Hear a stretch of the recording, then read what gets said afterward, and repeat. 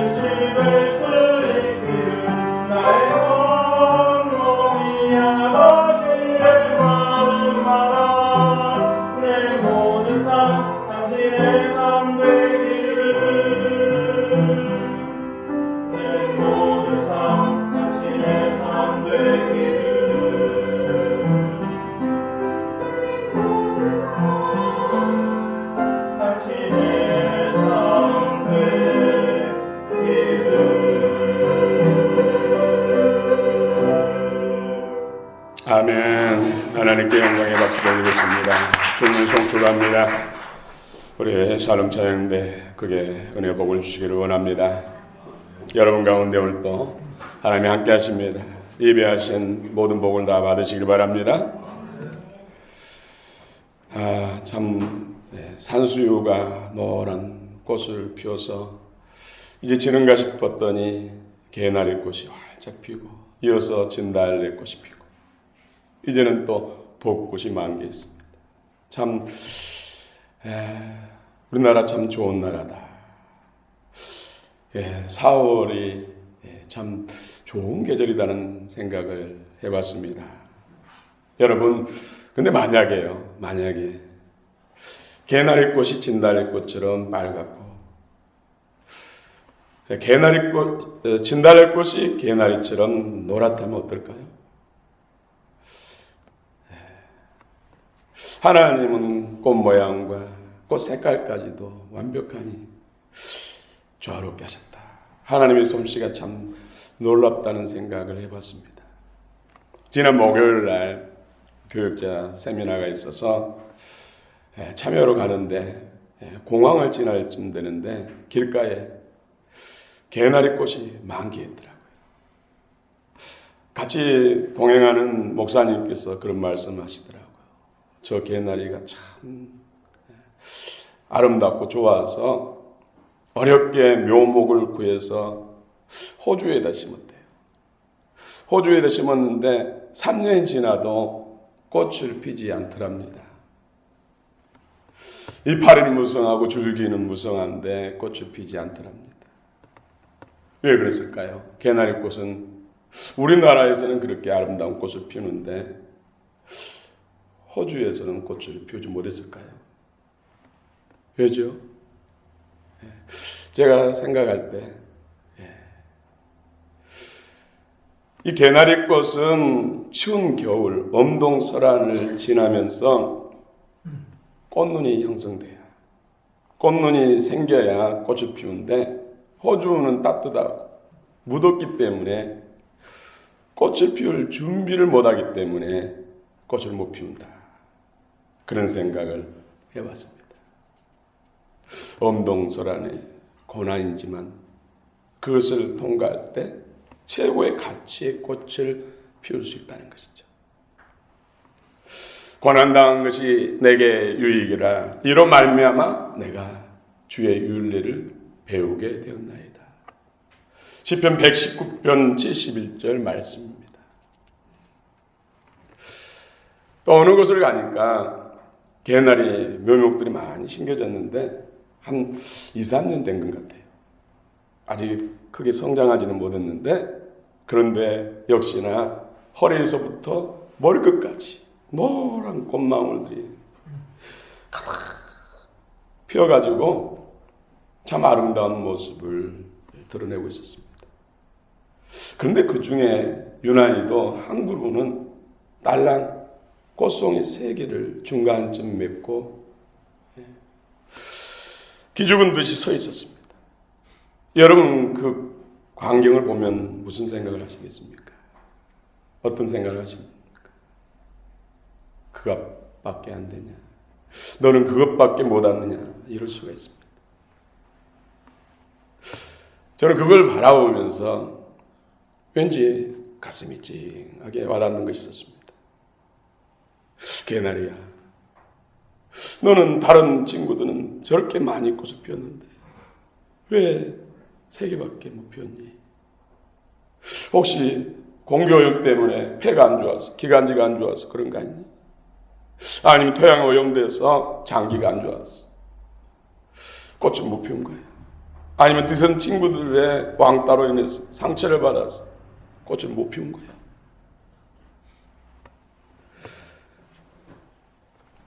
저 혼자 속으로 중얼거리면서 기도하는 마음으로 돌아서 왔습니다.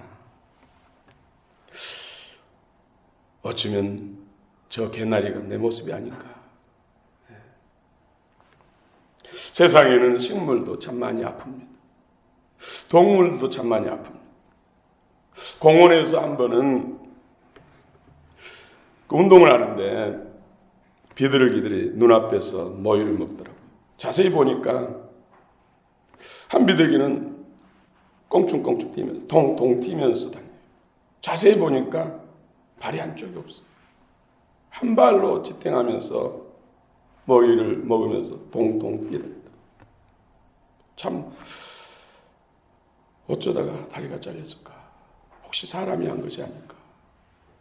그런 생각을 하고 또 잠시 한 몇십 분 후에 보니까 다른 또 비둘기들은 그냥 자연스럽게 걸어다니면서 하는데 한 비둘기는 쩔뚝쩔뚝 보니까 이쪽 다리가 이렇게 걷고 다녀야 되는데 이렇게 됐어.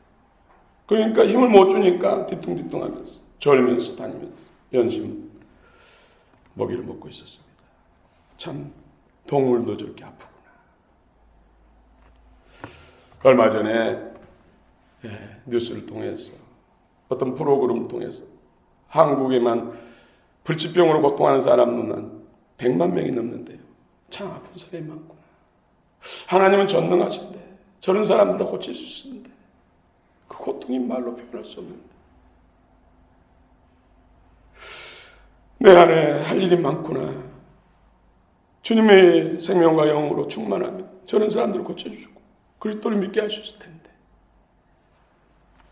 이게 부르심이 내 사명이 아닌가 하면서 주 앞에 애통하며 기도한 적이 있습니다. 오늘 예수님께서 6월절이 가까운지라 예루살렘에 오셔서 가장 먼저 들르신 곳이 바로 성전입니다. 성전에서는 뭐 하죠? 성전의 기능은 뭐죠? 하나님께 제사 드리고 예배 드리고 그곳에서 하나님을 만나 복을 받는 곳이죠.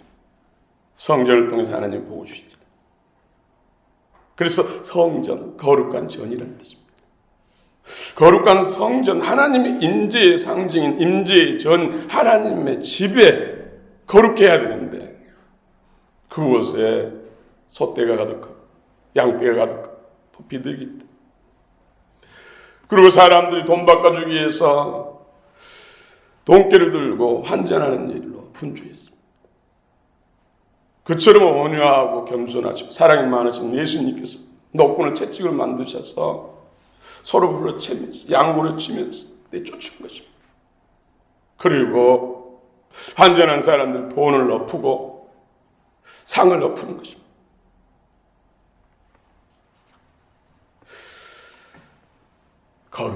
성전은 거룩한 곳인데 그러면서 하시는 말씀이 내 아버지 집으로 장사하는 집을 만들지 말라.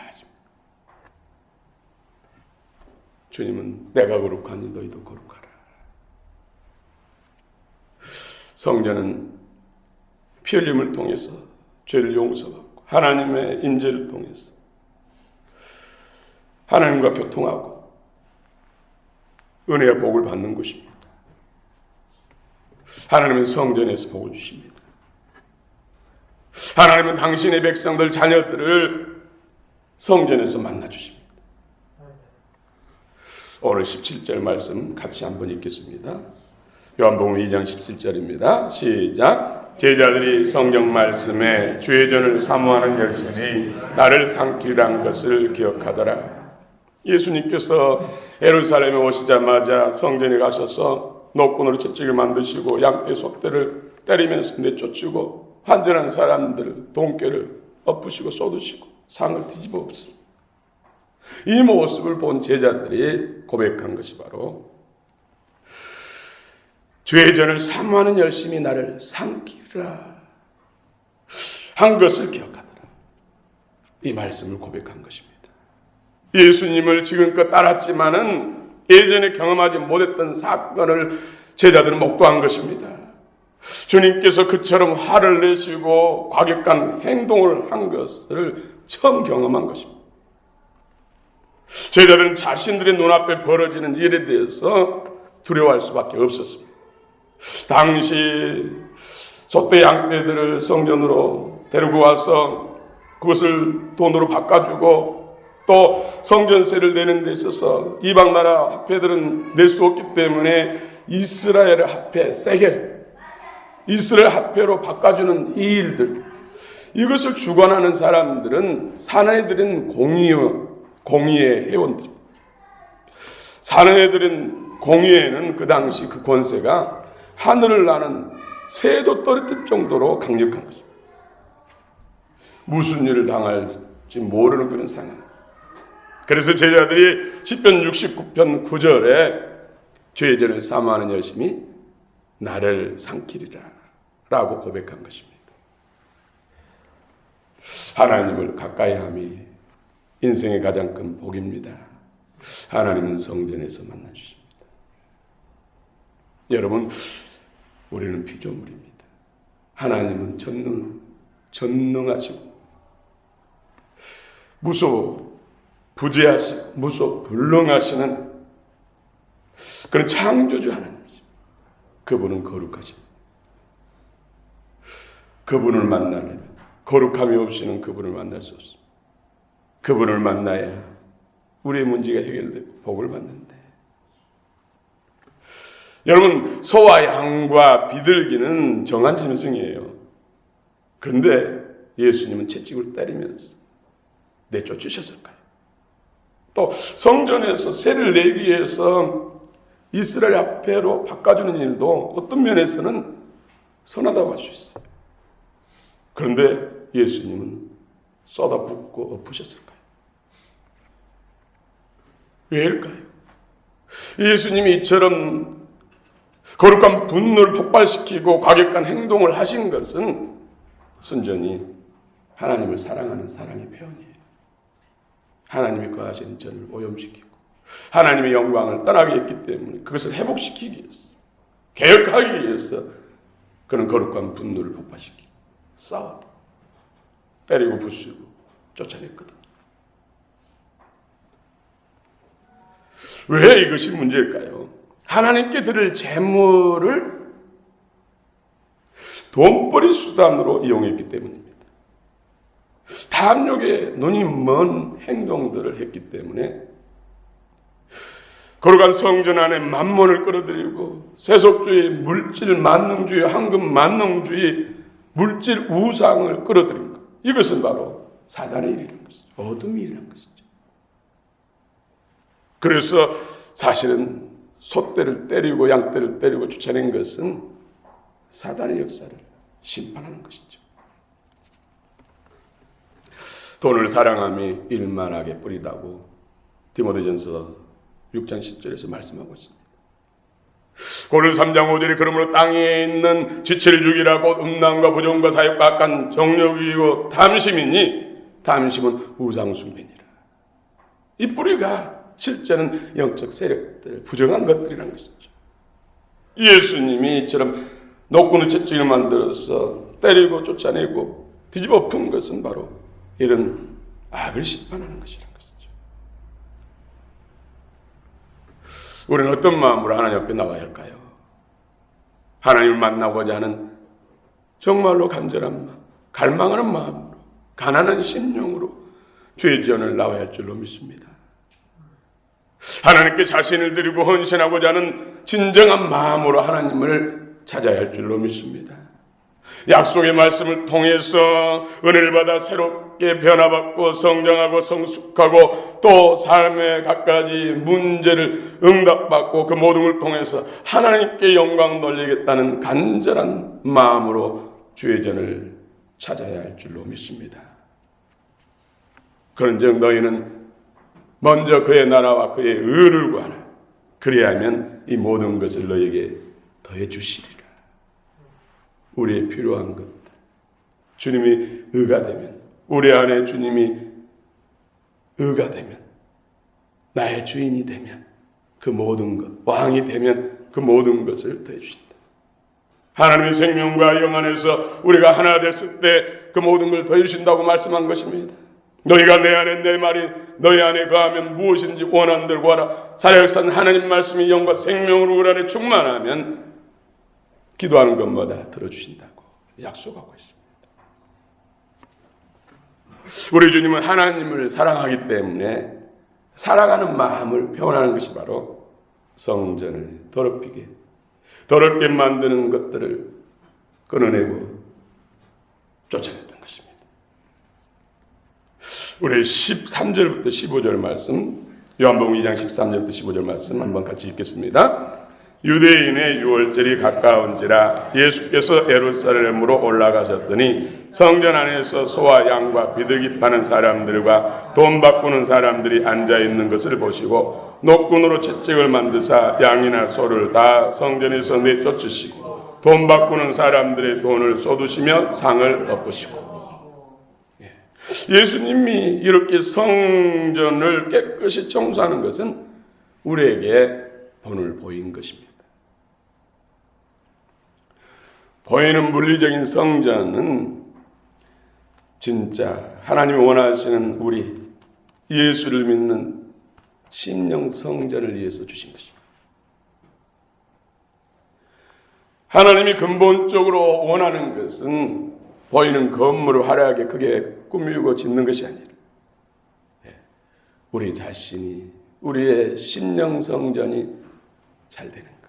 하나님으로 인해서, 주님의 영과 생명으로 인해서, 주님의 참 마음으로 인해서 잘 되는 것이 하나님이 원하시는 것입니다. 여러분, 성전에서 짐승의 피를 흘려서 속죄를 받습니다. 어린 양으로 오신 예수님의 보혈의 십자가의 피를 통해서 우리는 제사함 받습니다. 그런데 그것으로 다일까요? 그것으로 다 된다면 예수님께서 굳이 이런 채찍질을 하고 쫓아내 엎고 뒤집는 일을 안 하셨습니다. 우리는 보혈의 피로 모든 죄를 사함받습니다. 그러나 죄를 유발시키고 심령 성전을 더럽게 하고 하나님의 영광을 떠나게 만들고 하나님과 단절시키고 심령 성전을 병들게 만들고 무너지게 하는 그 세력들이 있다는 것. 그것들이 죄를 유발시킨다는 것이죠. 그것을 쫓아내야 된다고 예수님께서 우리에게 먼저 본을 보인 것입니다. 여러분, 예수님을 믿는다는 것이 무엇입니까? 믿음이 무엇입니까? 믿는다는 것이 무엇입니까? 포도나무를 생각해 보겠습니다. 포도나무 안에는 이미 잎사귀도 있고 꽃도 있고 맛 좋은 열매도 있습니다. 그런데 만일 포도나무가 내 안에는 다 있어. 잎사귀도 있고 아름다운 꽃도 있고 맛나는 풍성한 열매도 다 있어 하면서 잎도 내지 않고 꽃도 피우지 않고 열매를 맺지 않는다면 어떻게 될까요? 설령 포도나무가 잎도 좋고 또 꽃도 풍성하니 피었습니다. 예쁜 꽃을 피웠습니다. 그런데 열매를 맺지 않는다면 어떻게 될까요? 다시 그럼 예수님을 믿는다는 것은 무엇입니까? 예수님이 십자가와 부활을 통해서 다 이루어놓으셨습니다. 저 여러분들 그걸 믿습니다. 맨날 나는 예수님 십자가의 죄사함, 구속의 은혜를 믿습니다. 부활하심을 믿습니다. 이것만 외친다면 참 믿음일까요? 결국 예수님 믿는다는 것은 예수님을 나타내는 열매를 맺어야 된다는 것이죠. 나타낸다는 것은 무엇입니까? 입술의 말과 마음의 묵상과 삶을 통해서 행동을 통해서 예수님을 열매 맺어야 된다는 것이죠. 우리 안에 예수님의 영과 생명이 없이는 그런 열매를 맺을 수 없다는 것이죠. 그래서 제가 묵상하면서 비유를 생각해 봤습니다. 포도나무의 이파리는 우리의 육신이고 예수님이 무화과 나무 비유를 통해서 말씀하셨다. 꽃은 지정이 우리 혼이고 육체도 건강하고 혼도 건강하고 도덕적으로 윤리적으로 잘 살고 이런 것으로 주님이 잘했다 할까요? 열매를 맺어야 된다는 것이죠. 열매는 하나님의 예수님의 영과 생명입니다. 하나님의 영과 생명을 통해서 그 생명을 살 때, 그 영을 살 때 하나님이 원하시는 진정한 열매를 맺는다는 것입니다. 하나님이 원하시는 것은 열매란 것이죠. 그러나 잎사귀도 필요하고 꽃도 필요합니다. 여러분 몸도 건강하시고 마음도 건강하시고 또 생명 영도 건강하시기 바랍니다. 어느 한 가지만을 요구하지 않습니다. 그런데 우리는 몸 건강하고 마음 평안하면 다 된 것으로 생각해요. 그러면 신앙생활 잘한 것으로 생각합니다. 오늘 그 전도사님이 그 딸 온유라는 고통을 통해서 영적인 생명으로 전환되는 과정을 겪은 것이죠. 그 아이가 그런 고통을 통해서 2달 만에 깨어난 아이가 처음 말하는 것이 예수님, 예수님, 예수님 하면서 깨어났어요. 그리고 늘 기도하는 아이로 바뀌었고 성령 보는 아이로 바뀌었고 참 그 아이가 어떻게 자라서 어떤 하나님의 영광을 나타내는 일꾼이 될까? 저는 참 기대가 돼요. 본문이 주는 교훈입니다. 성전의 실체는 본질은 예수 그리스도입니다. 여러분 믿으십니까? 예수 그리스도를 영접한 우리의 몸이 성전입니다. 이것을 신령 성전이라고. 보이는 예배당 성전이 있기 때문에 우리 자신을 신령 성전이라고 표현한 것입니다. 고린도서 3장 16절에 너희는 너희가 하나님의 성전인 것과 하나님의 성령이 너희 안에 거하시는 것을 알지 못하느냐. 이스라엘 백성들이 번번이 타락합니다. 예수님이 성전에 갔을 때도 그 타락한 모습이에요. 왜 그랬을까요? 그들은 보이는 성전이 진짜인 줄 알았기 때문에. 성전만 잘 지어놓고 성전에서 그런 예배 행위만 하면, 어떤 것을 하면은 다 된 줄 알았어요. 하나님이 원하시는 것은 보이는 건물이 아니라 진짜 하나님의 영과 생명을 가진 신령 성전을, 보이는 예배당을 통해서 진짜를 우리에게 주시기를 원했던 것입니다. 그렇다고 해서 건물이 필요 없습니까? 그것은 아니라는 것이죠. 보이는 성전은 신령 성전을 있고, 신령 성전은 오직 예수를 통해서만 지어집니다. 예수 그리스도가 우리 안에 어떻게 오십니까?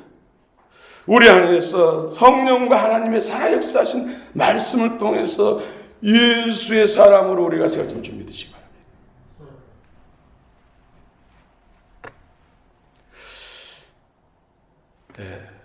지난번 작년에 추석 때 한 지방에 계신 권사님을 방문한 적이 있습니다. 그 집에 들어가자마자 가서 무릎 꿇고 기도하는데 심령 속에서 베들로 올라가라, 베들로 올라가라, 이 말씀이 들리는 거예요.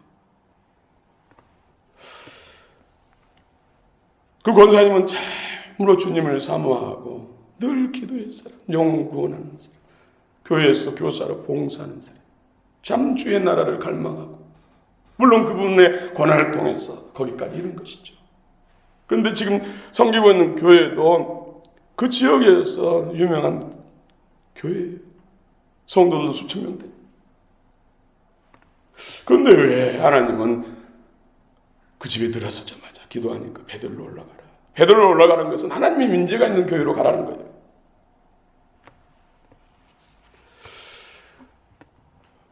그런데 이야기 중에 그분이 그런 이야기를 하더라고요.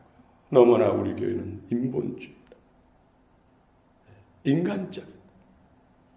사람 관계도 좋고 다 좋은데 영적이지 못하다. 그래서 자신이 숨막힌 종.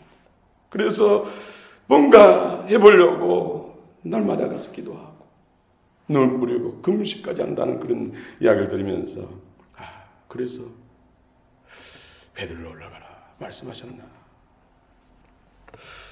제가 그런 이야기를 했습니다. 우리의 신령 성전의 정화가 필요합니다. 예수님께서 예루살렘 성전을 녹군으로 채찍을 만드셔서 정화시키는 것은 너희도 정화되어야 된다라는 것을 보여주신 것입니다. 요한복음 15장 1, 2절에 나는 참 포도나무요 내 아버지는 농부라. 물은 내게 붙어있어 열매를 맺지 아니하는 가지는 아버지께서 그것을 제거해 버리시고, 물은 열매를 맺는 가지는 더 열매를 맺게 하려 하여 그것을 깨끗하게 하시느니라. 그것이 뭡니까? 신령성전. 우리 성도죠.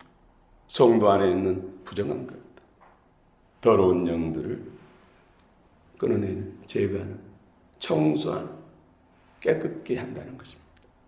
이것을 예수님께서 녹군과 채찍으로 보여주신 것입니다. 여러분, 참 요즘은 치매도 젊은 사람, 나이 드신 사람 할 것 없이 많이 발병한다고 해요, 치매가. 그런데요, 치매는 100% 영적인 것입니다. 부정한 영이 뇌를 잡고 있는 거예요. 생각을 잡고, 정신을 잡고 있는 거예요. 물론 치매 예방을 위해서 정신훈련이 필요합니다. 그래서 노인들이 하트도 치고 무슨 걸음걸이기도 하고 또 만들기도 하고 또 붓글씨도 쓰고 이런 행동들을 해요. 그러나 정신 건강을 더 하는 것은 한계가 있다는 것이죠. 근본적인 것, 영의 치유가 필요하다. 정화가 필요하다는 것이죠. 이것은 인간적인 어떤 노력으로 되는 것이 아니에요. 전적으로 하나님의 능력으로 됩니다.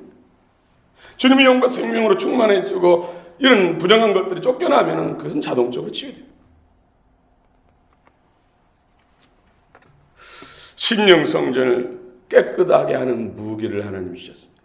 이사야 4장 4절에 소멸하는 영, 심판하는 영. 물론 성령의 불을 말한 거죠. 또 히브리서 12장 29절에 하나님은 소멸하는 불이심이라. 역시 성령의 불이죠. 예레미야 23장 29절에 여호와의 말씀이니라 내 말이 불같지 아니하냐 바위를 쳐서 부서뜨리는 방망이 같지 않냐.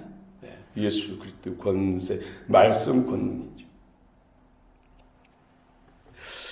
또 히브리서 4장 12절에 하나님 말씀 살았고 활력이 있어서 자의 나를 쓴 어떤 검보다 예리하여 홍과 영과 및 관절골수를 찔러 쪼개며 마음의 뜻과 생각을 판단하시느니라. 이런 것들이 부정한 것들, 원수들, 악한 것들을 쫓아내는 무기입니다. 여러분 신령 성전이 새롭게 되었어. 하나님의 만가지 복들을 받으시고 누리시길 축원합니다. 결론입니다. 히브리서 10장 24절 25절에 서로 돌아보아 사랑과 선행을 격려하며 모이기를 피하는 어떤 사람들의 습관과 같이 하지 말고 오직 권하여 그날이 가까움을 볼수록 더욱 그리하자. 제가 목요일날 목회자 세미나에서 그 강사가 전하는 그 핵심은 그분이 30년 동안 연구를 했대요. 그런데 그 결론은 교회를 사랑하는 사람, 성전을 사랑하는 사람, 한 번이라 더 나은 사람의 믿음이 좋더래요. 하나님 앞에 30년 지난 후에 보니까 성전 중심으로 신앙생활 한 사람들이 하나님 앞에 많은 복을 받고 그 자녀들도 잘 되더래요. 그래서 그분의 핵심 우리에게 원하는 바는 어떻게 하든지 성도들 하여금 교회를 한 번 더 나오게 합니다. 그것이 세미나의 핵심 내용이었습니다. 여러분 쉽게 비유로 해서 학생들이 지금 일주일에 5번 학교 가죠. 전에는 토요일 격주절 하더니 지금은 토요일도 안 간 것 같아요. 5일 갑니다. 5일.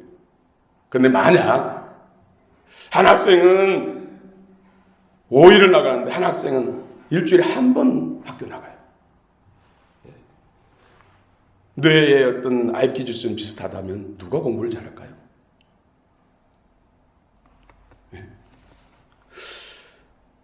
만약에 두 학생이 한 학생은 하루에 1시간을 공부하는데 한 학생은 11시간을 공부해요.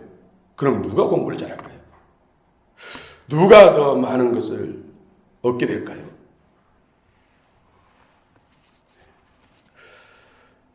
여러분 제가 가만히 묵상하면서 우리에게 한 집사님 참 힘든 일을 하면서도 교회 열심히 나오시고